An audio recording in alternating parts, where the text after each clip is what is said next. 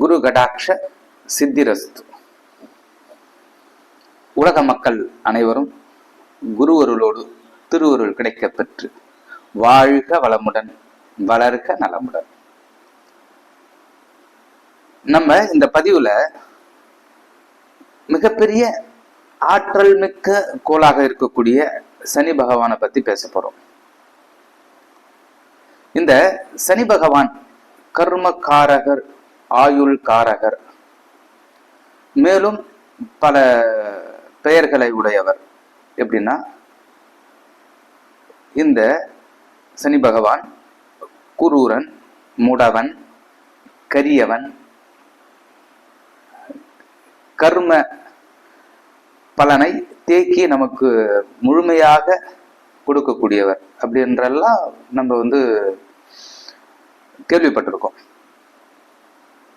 இந்த சனி பகவான் அப்படின்றவர் மிகப்பெரிய ஒரு நியாயவாதின்னு சொல்லலாம். இந்த சனி பகவான் ஒருவருடைய ஜாதகத்துல லக்னத்துக்கு 2, லக்னத்துக்கு 6, லக்னத்துக்கு 10 இந்த இடத்தில் தொடர்பு பெற்று சனி பகவான் உங்களுக்கு மறைமுகமாகவோ அல்லது நேரடியாகவோ சுபத்துவமாகி இருந்தால், அதாவது குரு பகவானோடு சேர்ந்தோ அல்லது அவருடைய நட்சத்திரத்தில் அமர்ந்தோ கேந்திர திரிகோணம் அமர்ந்தோ பலம் பெற்றிருந்தால் கண்டிப்பாக இவர் வழக்கறிஞராக மிக உன்னத நிலையிலும் நீதிமானாகவும் நீதிபதியாகவும் வரக்கூடிய வாய்ப்பை இந்த சனி பகவான் எல்லாருக்கும் கொடுப்பார், இந்த மாதிரி அமைப்பு உடையவர்களுக்கு. இப்ப சனி பகவான் 3, 6, 10, 11 இந்த இடத்தில் இருந்தால் நல்ல பலன்களை செய்யக்கூடிய ஒரு வாய்ப்பை ஏற்படுத்துவார்.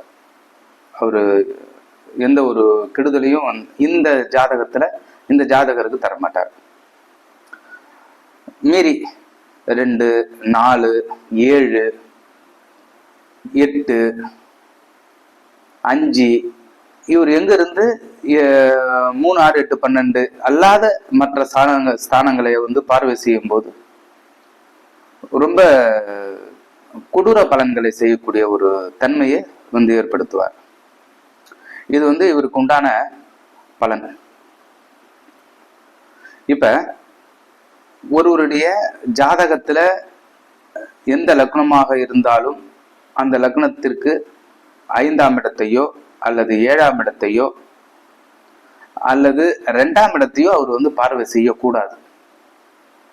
அப்படி பார்வை செய்தார் அப்படின்னா அந்த இடத்தினுடைய காரகத்துவம் பாதிக்கும். காரகத்துவம்னா அதனுடைய விஷயங்கள் என்ன அப்படின்னா, 2ஆம் இடம் அப்படின்னா உங்களுக்கு குடும்பஸ்தானம், வாக்குஸ்தானம், தனஸ்தானம். இது பாதிப்பை ஏற்படுத்தக்கூடிய ஒரு நிலையை ஏற்படுத்தும்.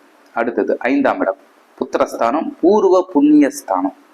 அந்த பூர்வ புண்ணிய ஸ்தானத்தை அவர் பார்க்கும்போது மூதாதையர் வழி சொத்து, மூதாதையருடைய அந்த உறவினர்களுடைய முறைகள் எல்லாமே கொலாப்ஸ் ஆகி அவரு அந்த எல்லாமே விட்டு விலகி இருக்கக்கூடிய ஒரு சூழலை ஏற்படுத்திடும். அடுத்தது 2, 5 இன்னொரு விஷயமும் சொல்லணும். 9ஆம் இடத்தை பார்வை செய்யும் போது பூர்வ புண்ணிய, அதாவது அந்த பூர்வீக சொத்து, தந்தை வழி சொத்து, இதையும் பாதிப்பு ஏற்படுத்தும். இந்த மாதிரி ஒரு விஷயத்த சனி பகவான் தருவார். இந்த சனி பகவான் மிகப்பெரிய ஒரு ஆற்றல் மிக்க ரொம்ப சிறப்பான ஒரு நன்மையை தரக்கூடியவர். அவர் சச யோகத்துல இருந்தாருன்னா ரொம்ப ஒரு அருமையான பலனை தருவார். சச யோகத்துல அமரணும், அதாவது அவருடைய சொந்த வீட்டுல ஆட்சி உச்சம் அமையணும். அது ஒரு உன்னதமான ஒரு நிலையை ஏற்படுத்தும். அது ஒரு மேன்மையான பலனும்னு சொல்லணும். அவர் அவ்வளவு ஒரு அருமையான ஒரு அற்புதமான ஒரு சிறப்பான ஒரு கிரகம். இப்ப இந்த மாதிரி ஒரு அமைப்புல இயற்கையாவே நான் சொன்ன மாதிரி ஒரு அமைப்புல ஒரு ஜாதகத்துல அவங்களுக்கு அமைஞ்சிருது அப்படின்னாக்கா உண்மையிலேயே அவங்க புண்ணியம் செய்த ஒரு ஆத்மா, ஒரு புண்ணியவான் அப்படின்னு தான் சொல்லணும். ஏன்னா அவங்களுக்கு தான் அந்த சனி பகவானால கெடு பலன்கள் வராது. ஒரு ஜாதகத்துல சனி உச்சம் ஆயிட்டா நல்ல பலன்கள்னு சொல்லுவாங்க, அப்படியெல்லாம் கிடையாது.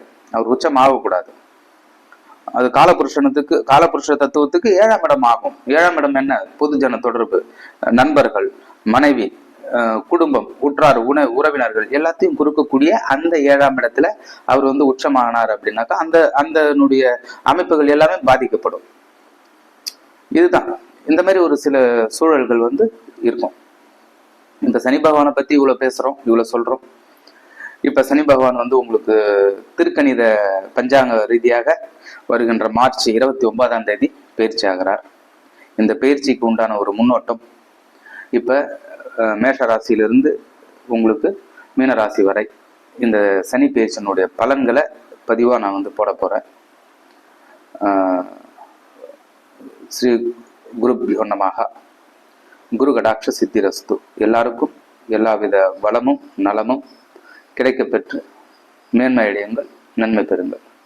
ஸ்ரீ குருவே நமஹ.